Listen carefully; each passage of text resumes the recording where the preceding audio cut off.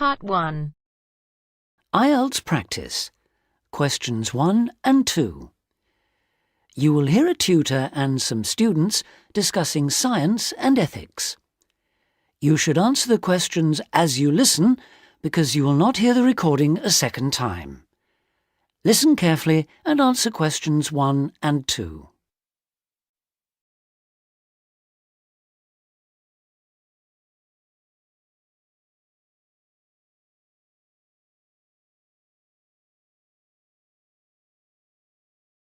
And answer questions 1 and 2.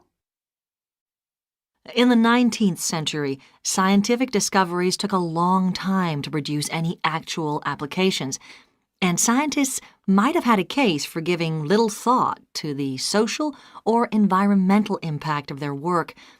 That all changed in the 20th century, with the huge advances first in physics and then in biology.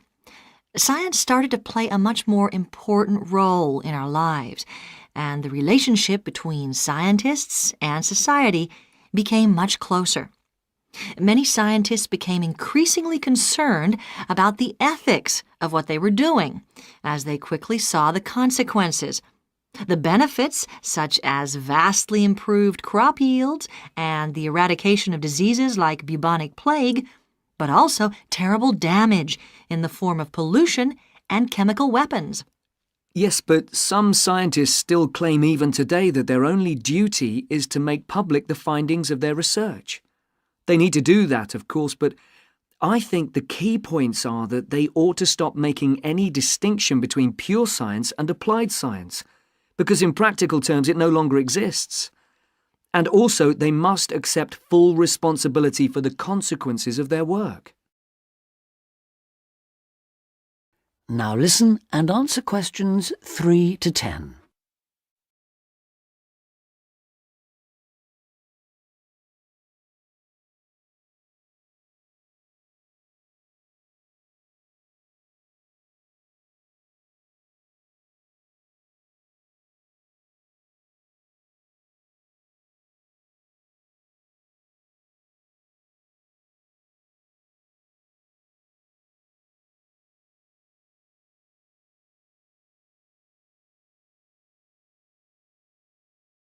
Now listen and answer questions 3 to 10. Let's explore that last point a little further. How can scientists put that responsibility into practice? By educating the public, particularly through the media and at the workplace. Another thing they must do is advise on what might one day go wrong as a result of what they're coming up with now. That seems essential. And just as importantly, if and when things do go wrong, they need to sort them out, especially where the fault lies with the original research. How do you feel about the international role of scientists, given that their work crosses frontiers so readily? I think it gives them, or at least should give them, a global view. In this respect, some of them are better placed than many politicians to see how new discoveries are likely to affect particular parts of the world. But will the politicians listen? Probably not. But I'm not suggesting getting involved with politics or politicians. Much better to raise the public's awareness of scientific issues so they can put the pressure on at election time. There's a problem here, though, isn't there, with the way the public sees scientists. They're all either mad or bad. That's something they need to work on, definitely. To regain public trust, they'll have to show they're accountable, and that science is about improving people's lives. That may not be so easy. What do you think are the areas in science that really worry people these days? Science in agriculture, above all. There's been all this media hysteria about Frankenstein foods, but there is a genuine issue here. Whether adding specific genes to plants is a valid way of increasing food production, or whether it risks the appearance of new diseases, of superweeds and pests. Which links it to another controversy, using chemicals to control pests. And that's something else that was at first thought to be harmless, but we now know that the careless spraying of crops has led to all kinds of health problems for people. Plus a devastating loss of biodiversity, with huge numbers of insects, birds and mammals simply disappearing from the countryside, fish dying in poisoned rivers and so on. And of course, if we're talking about death on a massive scale, then we have to mention the role of science in enabling the military to wage chemical and biological and nuclear warfare, which has destroyed life in so many parts of the world. Okay, I think we've identified some major topics there. There's something I'd like to add, if I may. Sure, it's important for scientists and future scientists to talk about major issues like these, but we might also want to look at what we can do or not do in our everyday lives, particularly as many of us will be earning more money than we actually need for basic necessities. I'm thinking here of things like burning fossil fuels by driving everywhere. What do you think? Well, something that scientists seem to do rather too often is take planes to distant places, which is highly damaging environmentally.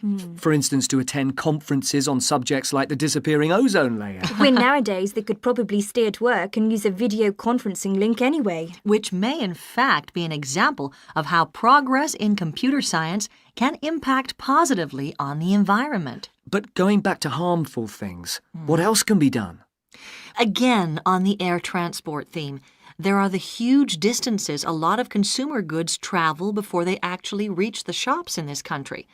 This seems another extreme waste of energy, especially if much of what is being produced and carried is packaging. Perhaps it's worth shopping for more locally produced items.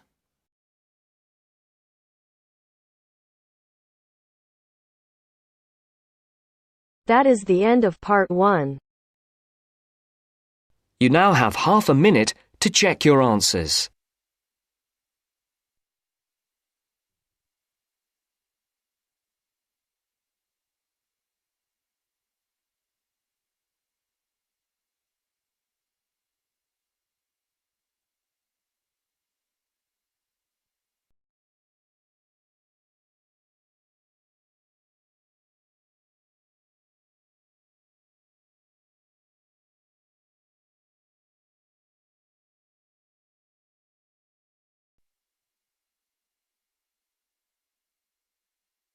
Now turns to part 2.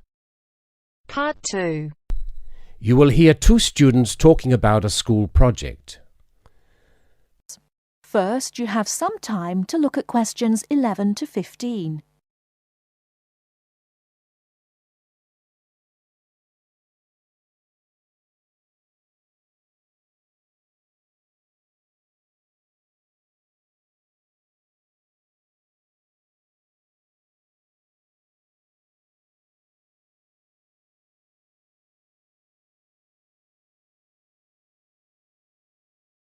Now, listen carefully and answer questions 11 to 15.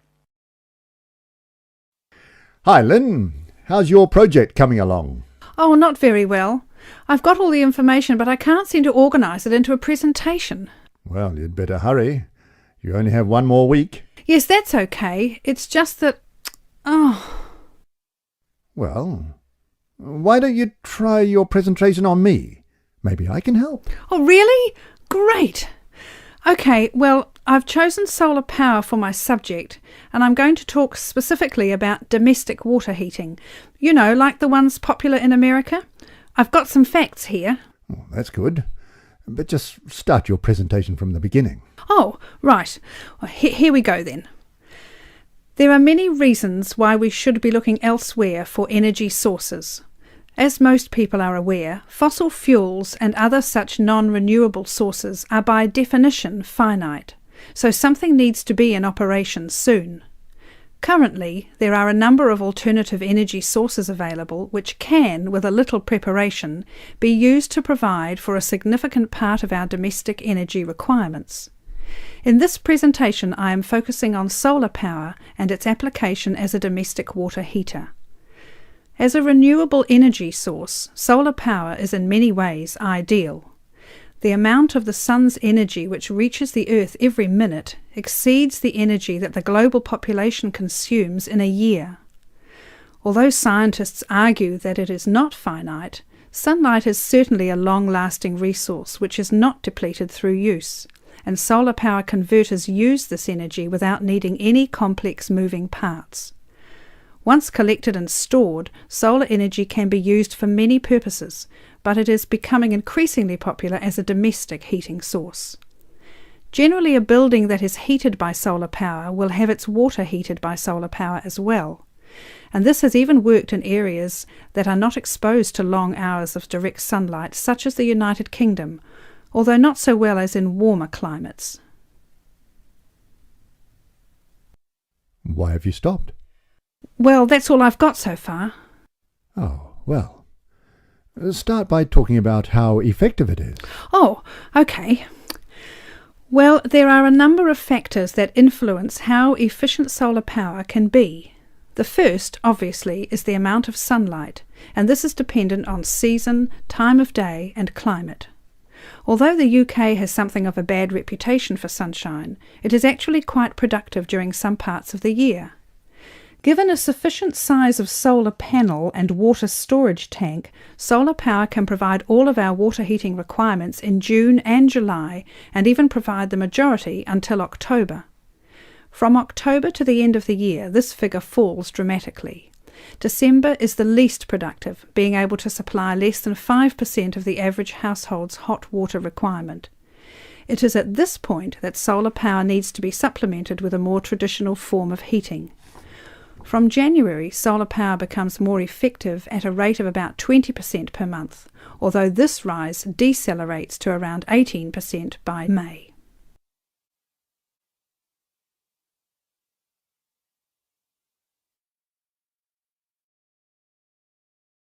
Before you hear the rest of the talk, you have some time to look at questions 16 to 20.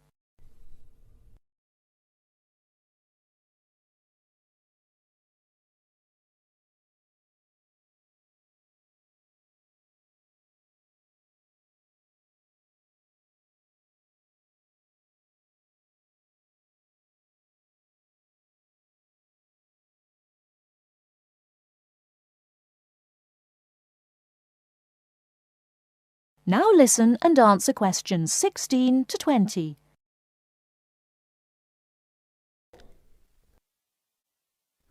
Now say something about this water heater. Do you have any information about that? Oh yes, I've got an illustration of a water tank here. Well, that's good, but you'll have to describe it. Right. Well, the ideal water tank in the UK has a capacity of 45 to 50 litres, but must be at least 40 litres to be effective. The solar coil is put in the bottom of the tank to heat the water. Now remember that solar heated water will not get quite as hot as fossil fuel water heaters. The bottom half of the tank is normally 20 degrees, and this is why it is important not to have a tank that is too large, as that would take too much energy to heat. In this illustration, it rises to 40 degrees from halfway up. Don't forget that hot water rises, so the top third of the tank is the hottest and reaches an average temperature of 65 degrees. And what's this second layer around the tank? Oh, that's insulation. Because the tank is often either outside or just under the roof, rigid foam is used as an insulation layer. It should be at least 80 millimetres thick all around.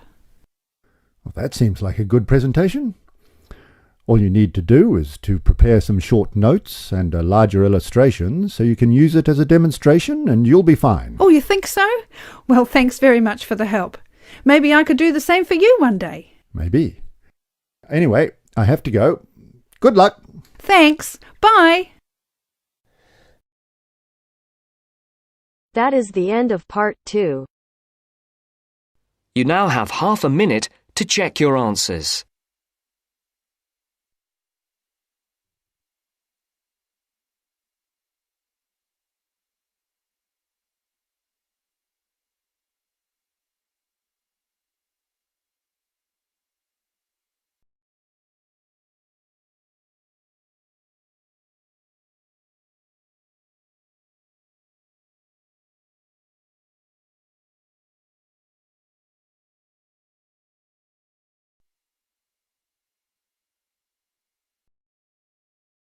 Now turns to part 3.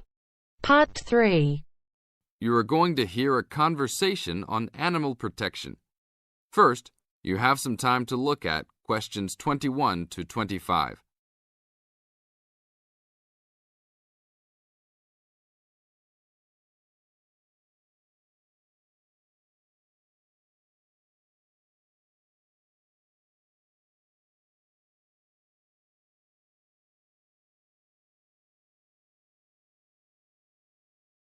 Now listen to the tape and answer the questions.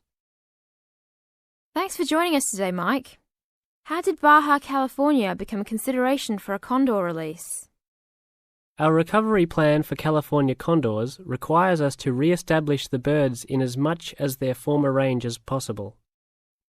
Baja, being the southernmost recent range for the California condor, works well in that they were only recently lost from the area, mid-1930s, and considerable habitat still remains. It is very isolated with very few people in the area. The mountains are spectacular, ranging up to 10,000 feet, or 3,000 meters. Our selected release site is at nearly 8,000 feet, 2,400 meters. Mike, how many birds do you envision flying free in this area, Baja, in the future? We will be releasing 4 to 8 birds on a yearly basis and will reconsider the situation when we have 20 birds in the area. What age do the birds have to be before moving them? That's a good question. Typically, we move them at 8 months to 18 months old. Birds are ready to fledge, or leave, from the nest at 6 to 7 months of age. In our current release group in Baja, we have birds as old as 30 months. It will be interesting to see how they behave. I expect that they will want to range more than younger birds and make it challenging for us to keep up. Is there a maximum number of birds a certain area can support?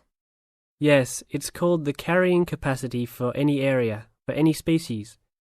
In our case, our strategy to find that number is to saturate the environment to a level where we determine that the birds are showing difficulty either in finding food, behaviourally, or in survivorship.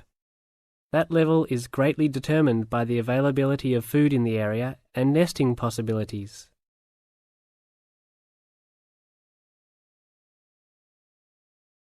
Now look at questions 26 to 30.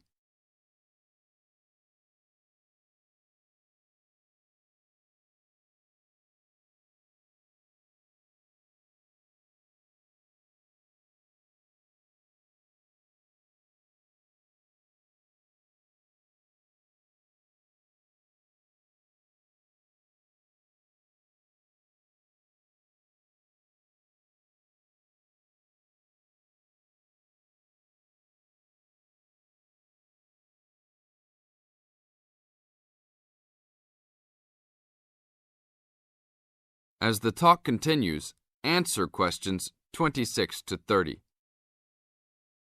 What do you hope to accomplish with this release in the long run? I expect that well within 10 years the condors will be flying north and joining birds already released in Southern California. Hopefully we will reach at least 150 birds in each of these populations within about 15 years. What would you say is the biggest contribution to the California Condor program's success? That would have to be the fact that we were able to breed the birds in captivity from the 27 birds we started with in 1987 to the 205 birds we have today. This is thanks to cooperation between the San Diego Wild Animal Park, the Los Angeles Zoo, and the World Center for Birds of Prey in Boise, Idaho. Are there any problems keeping track of and protecting your released animals outside of the US? Nope. We are using radio transmitters and will be using the new satellite and GPS transmitters as well. Which system is better? Using satellites. The advantages over radio telemetry are numerous. It makes it possible to keep up with the bird's flight without being led miles in a matter of minutes. It took the young condor only a week to migrate across the state, and with just radio telemetry, poor weather can keep a plane grounded, and not all roads are accessible to track them on ground. New technology will allow one to be able to track birds that are not accessible by plane. Also, it is a new way to gauge the effectiveness of reintroduction. How so? If a condor transmitter works properly, researchers will get a location every 10 days for about 2 years. Do you see an end in sight for the need to breed condors in captivity? Yes, that would be great. But it will take a while for us to establish the two wild populations and make sure that they are sustainable. Part of our recovery is to maintain a captive flock of 150 birds in various zoos around the country as a safety net for the future.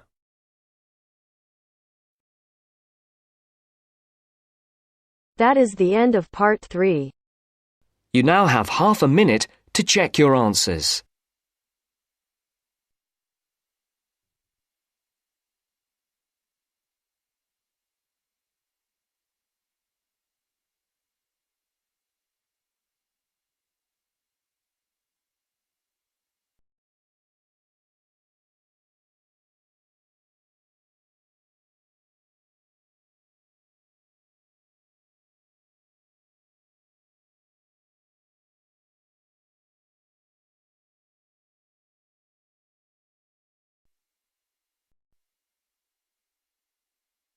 Now turns to part 4. Part 4. A second session on interview skills. First, you have some time to look at questions 31 to 40.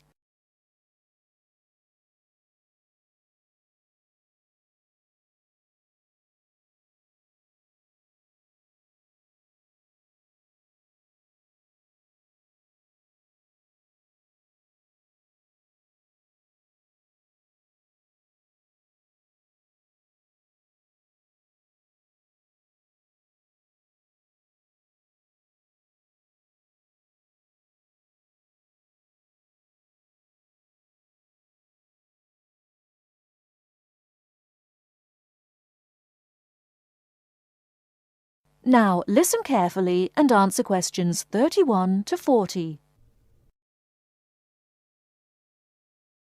Hello there everyone, and welcome to our second session on interview skills. Now we have already looked at what to say in the interview and what to wear. So let's consider non-verbal behaviour, or as it is more often called, body language.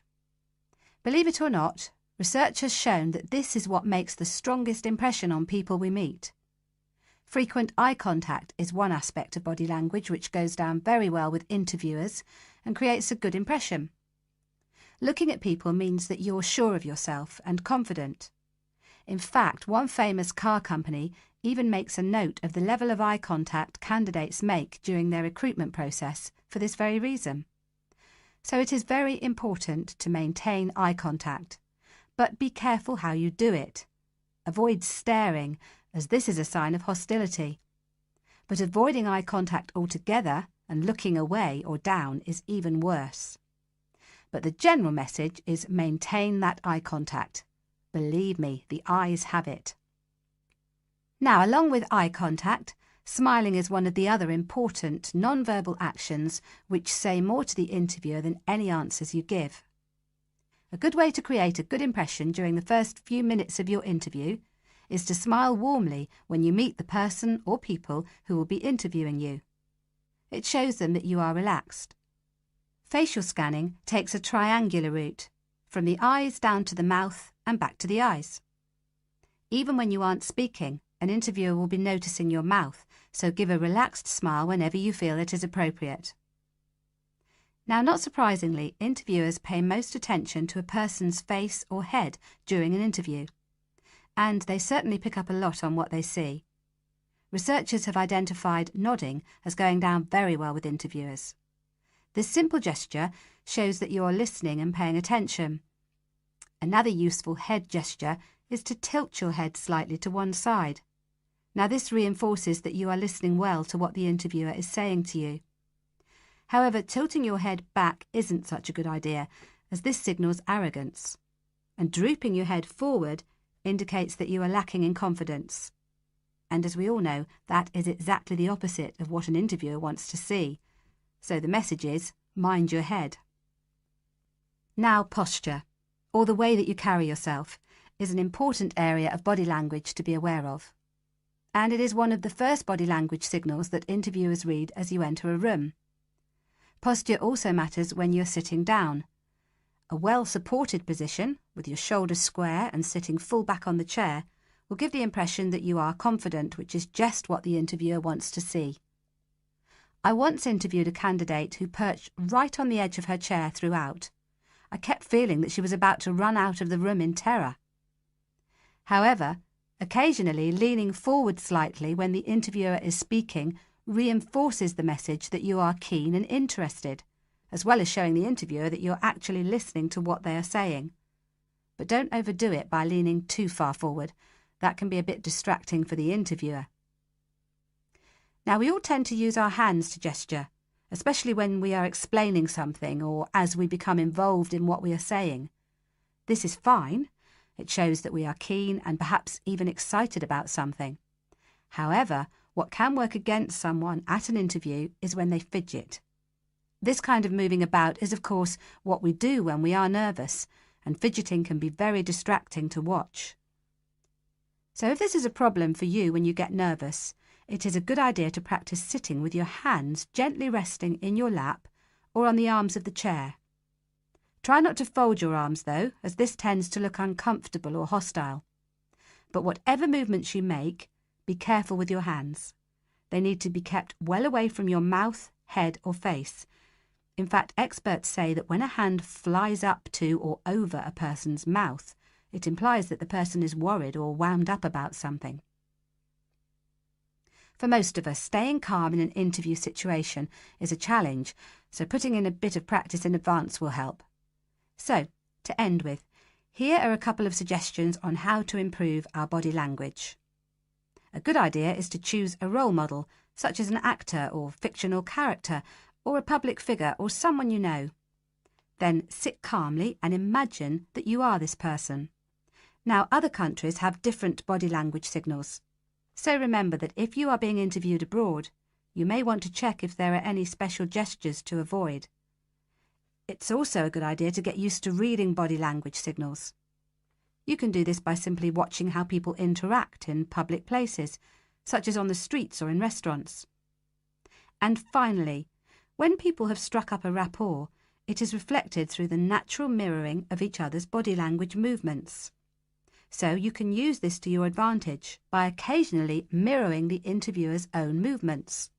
For example, if they lean over to one side, you can do the same a few seconds later.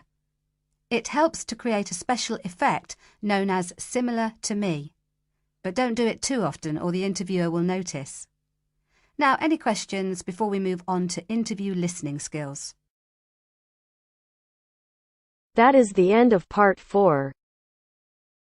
You now have half a minute to check your answers.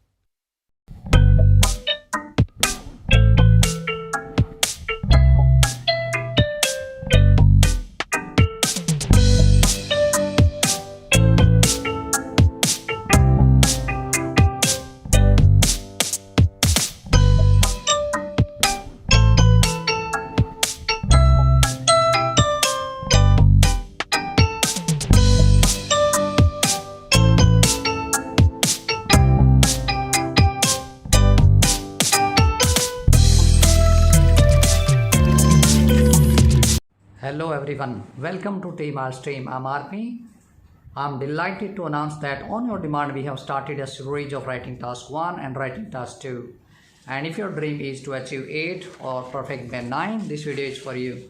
Today I'm going to describe how to write bar graph.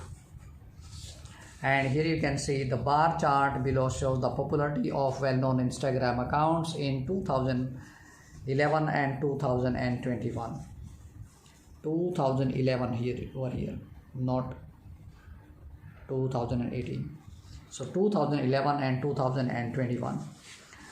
So this is bar graph. I mean, we have to take care about most significant changes. I mean, we have to describe just most significant changes.